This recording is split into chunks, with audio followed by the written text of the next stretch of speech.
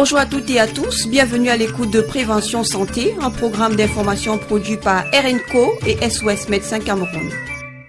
Prévention Santé est un programme citoyen parrainé par le ministère de la Santé publique du Cameroun. Si vous souhaitez être partenaire officiel, contactez wilsonafrique@gmail.com. Ensemble, valorisons la santé. Du 1er avril jusqu'au 1er mai, nos amis musulmans fêtent le Ramadan. Prévention Santé dédie cette édition à cette pratique religieuse et avec le docteur Mbolo, président de SOS Médecins Cameroun et nutritionniste clinicien, nous allons aborder les risques sanitaires qui pourraient être liés à cette pratique et vous apporter des conseils et informations d'un point de vue sanitaire pour bien vivre cette période sans risque pour votre santé. Docteur Mbolo, bonjour. Bonjour Wilson. Alors, cette période pour les musulmans est un moment de méditation, de prière, de recueillement, mais il ne faudrait pas pour autant que cette pratique soit nuisible à la santé, ce qui serait d'ailleurs contraire au principe du Coran. Alors, pour commencer, revenons peut-être sur une idée reçue, docteur. Le jeûne permet-il de maigrir? Écoutez Wilson, la réponse est simple. Le jeûne pris isolément permet de maigrir parce que les apports énergétiques sont réduits considérablement, mais non. Le jeûne pris dans un contexte de Ramadan et donc un jeûne bien organisé sur une durée assez étendue avec des pratiques culturelles et alimentaires bien connues peut à un moment être une source de prise de poids en raison de l'inversion notamment des habitudes alimentaires et de la dépense énergétique qui devient relativement basse pour ne pas ressentir la sensation de faim. Pour autant, le jeûne est-il bon finalement pour la santé? Le jeûne a ses vertus bénéfiques pour l'organisme dans la mesure où elle permet une détoxification, elle permet de réduire la masse graisseuse, le surplus de masse grasse qu'on aurait accumulé. Et donc, dans un processus de détoxification, de raffermissement du corps, de régénération des cellules, de rééducation de l'organisme, trouver tout son intérêt à condition que l'on ne bascule pas dans la dénutrition ou dans la carte. Pouvez-vous, docteur, nous dire comment finalement gérer au mieux son alimentation durant donc cette période pour rester en forme? C'est un gros sujet, c'est un gros débat. Vous avez une minute. Donc, voilà, disons. Bon, alors. Non, mais de façon globale, quels conseils on peut donner pour une alimentation saine au moins au quotidien, on va dire? Oui, pour des personnes saines qui n'ont pas de comorbidité ni de pathologie chronique, on conseille généralement de faire d'avoir une alimentation qui est plus riche en fibres. D'accord, on va beaucoup plus aller vers les légumes et les fruits et avoir une alimentation assez riche en eau parce que l'eau est un élément. On reviendra dessus, oui. Et donc, finalement, c'est pas plus qu'autre chose. C'est une alimentation saine et équilibrée qui n'est pas faite d'excès, mais plutôt des aliments triés sur le volet. Voilà. Donc, beaucoup plus repas riches en légumes, assez légers. Pas de bourratif, pas de repas, pas de friture outre mesure. Pas trop de viande. Pas trop de viande, effectivement, pas trop de viande. Beaucoup plus des viandes maigres que des viandes grasses. Éviter les aliments transformés et les aliments gras. Revenons sur ce dont vous alliez nous parler, docteur, l'importance de l'hydratation donc durant cette période. Oui, Wilson, effectivement, l'hydratation, surtout en région tropicale, et bien sûr, de façon générale, l'hydratation trouve son intérêt parce que les fonctions de l'organisme ont besoin d'eau. Donc, on doit prendre des fruits, par exemple, riches en eau. La pastèque est un aliment assez riche en eau qui est encouragé pendant cette période du Ramadan. Il y a également l'hydratation avec l'eau courante, l'eau plate ou l'eau minérale. Donc, compter à peu près environ au minimum 3 litres et demi, donc disons une dizaine de verres. 10 à 12 verres pour un adulte de poids moyen, ça permet déjà de couvrir à peu près les besoins en eau qui sont nécessaires pendant cette période. Donc, aliments hydratants, éviter les sucreries parce que les sucreries et surtout les boissons caféinées, les boissons caféinées telles que le café, le thé ou le Coca-Cola vont avoir un effet diurétique, c'est-à-dire qu'il va faire pisser. Et donc, si on perd de l'eau, on perd un peu le capital d'eau qu'on aura consommé pour pouvoir tenir pendant le jeûne. Quels sont les risques dus à la chaleur extrême durant cette période? Alors justement, à ce sujet, je fais une parenthèse. Le nom de Ramadan provient de la racine arabe ar Ramad, qui signifie chaleur accablante. Alors, cette bonne action brûle peut-être les péchés, le ramadan, mais il ne faudrait pas pour autant griller notre santé, docteur. Effectivement, c'est ça. J'aurais appris au moins quelque chose aujourd'hui. Voilà, on va faire une émission culturelle bientôt avec Prévention Santé. Voilà. Effectivement, c'est une période assez exigeante en termes d'alimentation, justement. Donc, et voilà, en plus qu'on est dans la parenthèse culturelle, et justement, il y a le repas du soir qui est l'iftar et le repas de l'aube qui est le suhoor. On va apprendre beaucoup de choses dans cette émission.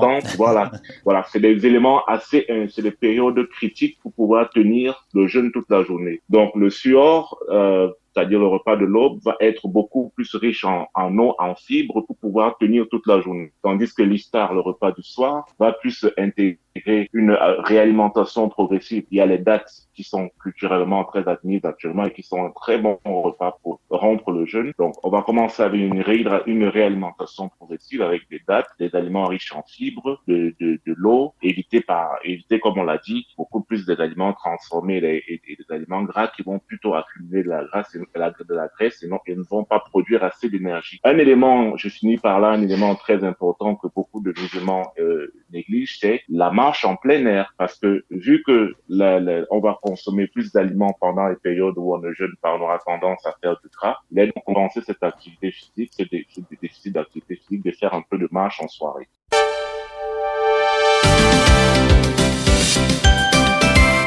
Prévention Santé est un programme citoyen parrainé par le ministère de la Santé publique du Cameroun. Si vous souhaitez être partenaire officiel, contactez wilsonafrique@gmail.com. Ensemble, valorisons la santé. Prévention Santé, un programme d'information et de sensibilisation au service des populations. Nos objectifs, vous fournir une information fiable et utile afin de mieux comprendre les enjeux sanitaires et leurs conséquences. Nous aborderons ici les questions que vous vous posez et nous y répondrons de façon concise et claire. Quels conseils pouvez-vous aussi nous apporter et apporter aux personnes à risque, Je parle là, par exemple, des personnes diabétiques ou qui sont victimes d'hypertension, sans oublier, bien sûr, les personnes âgées. Alors, comment concilier santé et pratiques religieuses? Ah oui, c'est un énorme chapitre. Ah oui, là, il y aurait de quoi faire une émission entière, effectivement. Voilà, il y a de quoi faire une émission. Mais en deux mots, c'est de dire que, déjà, pour les personnes, on va surtout le diabète qui cause problème, le diabète beaucoup plus. Pour les personnes diabète, pour le diabète de type 1, la cause est entendue. Généralement, il n'est pas conseillé de faire un jeûne pour les diabétiques de type 1. Maintenant, pour les diabétiques de type 2 et les hypertendus, peut admettre de commencer un jeûne à condition que les chiffres glycémiques et l'équilibre glycémique soient vraiment...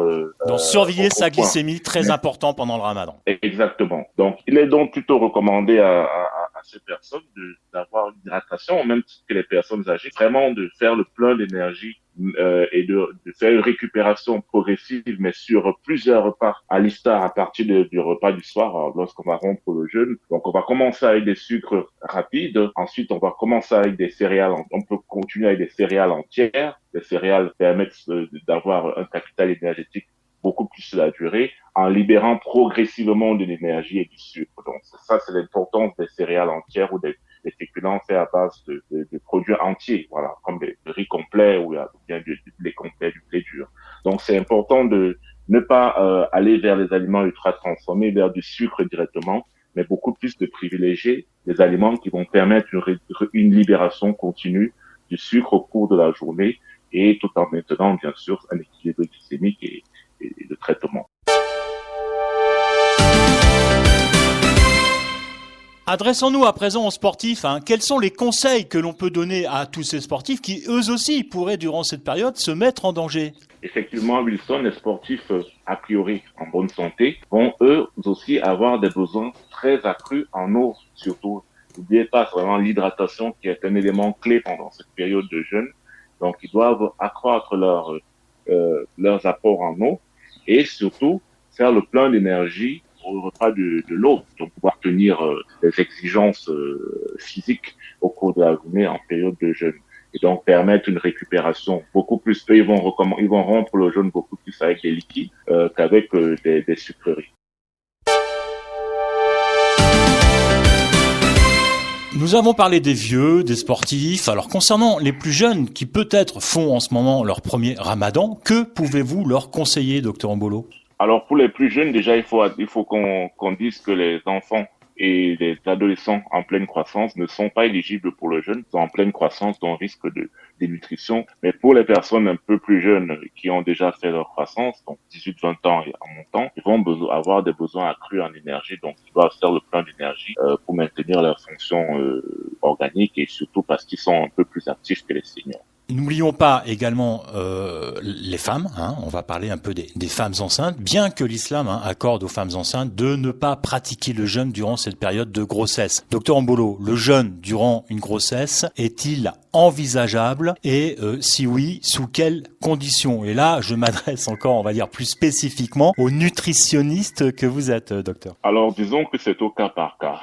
Le jeûne pendant la grossesse et même pendant l'allaitement doit vraiment être au cas par cas, surtout qu'il y a une dépense énergétique supplémentaire associée à la grossesse et à l'allaitement. Donc, il va falloir vraiment, c'est au cas par cas, il n'y a pas de règle générale, mais l'hydratation, là encore, trouve toute son importance, surtout chez les femmes qui allaitent. Autant chez les femmes enceintes, il y a un capital énergétique de réserve pour le fœtus. Pour les femmes allaitantes, il va falloir avoir de l'eau et des fibres, des fruits. Docteur Mbolo, nous avons parlé de nombreuses choses durant cette émission. Est-ce que vous pourriez reprendre en quelques mots et synthétiser un peu, on va dire, les éléments qui sont vraiment essentiels pour passer un ramadan en excellente santé? Alors, pour les personnes avec des comorbidités, les diabétiques, les hypertendus et autres, il faut vraiment se rassurer que la maladie est équilibrée. Donc, on n'est pas dans un délire d'hypertension ou de diabète. Ça, c'est le préalable avant de s'engager dans le jeûne. Maintenant, il faut aussi admettre que le repas le soir, le repas de l'aube doit être assez léger, beaucoup plus riche en fibres. Il faut éviter de consommer trop de sucreries, surtout le soir. Ça va être pas bon pour la santé. Et donc, privilégier les fruits riches en eau tels que la pastèque, le melon, la cité, ou ceux qui sont en Méditerranée, la pêche, la nectarine, ça marche tout aussi bien. Il faut éviter des aliments en grande quantité qui ont des grandes quantités de sel et qui vont donc tels que les saucisses ou les produits à base de viande qui vont donc favoriser déshydratation, éviter les aliments de friture, privilégier des méthodes de cuisson à base de la vapeur ou des cuissons en sauce, des sautés en petites quantités avec des petites quantités d'huile. Donc au final, l'hydratation, tout cela étant dit, l'hydratation reste le maître mot pendant la période du jeûne. Ouais, il faut vraiment être vigilant concernant cette hydratation. Très vigilant. Docteur Mbolo, merci pour toutes ces informations et conseils qui vont, je pense, permettre à certains et certaines de mieux vivre leur foi durant donc cette période et pouvoir garder un corps sain dans un esprit sain. Bon Ramadan à toutes et à tous. Merci Docteur Mbolo. Continuez donc à tous prendre soin de vous et des autres. Prévention Santé est un programme citoyen parrainé par le ministère de la Santé publique du Cameroun. Si vous souhaitez être partenaire officiel, contactez wilsonafrique@gmail.com. Ensemble, valorisons la santé. Merci à tous les partenaires qui permettent de faire vivre ce programme et plus particulièrement à l'équipe de SOS Médecins Cameroun et à son président, le Dr Mbolo. Si vous avez des questions à poser concernant notre programme, si vous souhaitez nous proposer des sujets, nous sommes à votre écoute. Envoyez un mail à wilsonafrique@gmail.com et nous répondrons à vos questions dans cette émission.